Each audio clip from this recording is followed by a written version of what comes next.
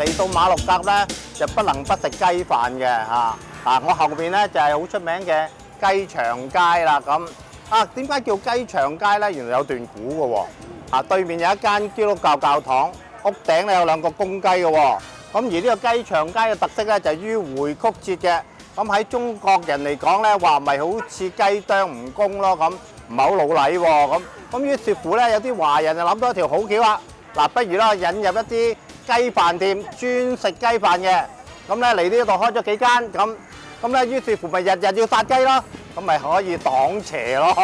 咁你當係笑話咁聽下啦。咁但係原來真係有段古嘅喎。好啦，咁於是乎呢一度咧就開咗幾間雞飯店啦。咁而且咧就係你睇下，哇！你睇下啲人龍，而家係排隊，中午排隊食飯啊！咁咧好耐咧至排到入去嘅。咁所以咧嗱，我唔講咁多啦。啲雞飯同香港有咩唔同咧？嗰啲海南雞飯同呢個香港嘅海南雞飯有咩特色咧？咁我一陣間咧帶大家去睇下，同埋品嚐下嗰啲雞飯點樣好食法啦，好唔好？好，我哋去啦。呢度咧就係其中一間雞飯店啦。你睇下啲人龍幾多啊！咁呢間嘢咧嘅特色係乜嘢咧？就係你入到去咧就唔準叫嘢嘅，佢全部係一套 set 咗㗎啦。咁咧總之你一坐低就食，食完就俾錢咁樣啊，係咪好串咧？咁冇辦法啦，你為咗要試嗰啲雞，俾佢串一次都冇辦法㗎啦。好啦，不過我哋唔係食呢間，我食一間冇咁串嘅，走。我哋就食呢間啦，和雞飯團記。點解叫飯團咧？一陣間我會解釋俾你聽，係因為佢食嗰啲飯唔係散收收嘅，真係一個一個飯團。好啦，呢度飯店入咗嚟啦。頭先見到招牌啦，座無虛席。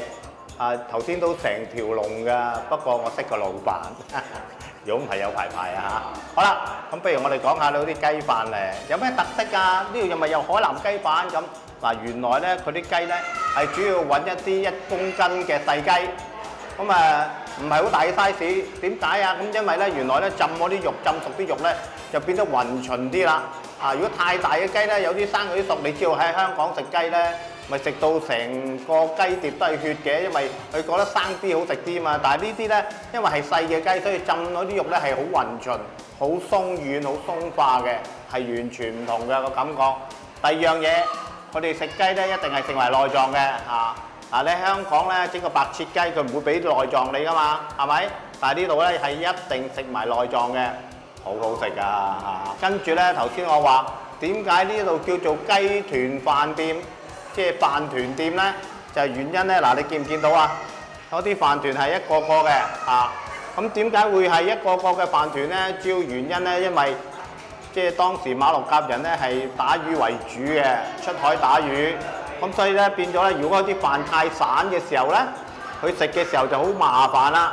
但係如果佢將佢整成一個一個飯團，裡面包含好多雞油嘅脂肪嘅，唔係咁黏咩咁然後咧食嘅時候咧就好方便啦好啦，跟住講埋個甜品咧，呢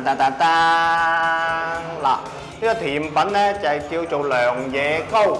良野其實係一個好特別嘅名稱嚟嘅，就係當時鄭和帶啲兵過嚟之後咧，就同呢個馬拉嘅女仔結婚。結咗婚之後咧，咁一啲馬拉嘅女仔咧，成日咧都想留低個丈夫，因為個丈夫成日要跟住去打仗出征啊嘛。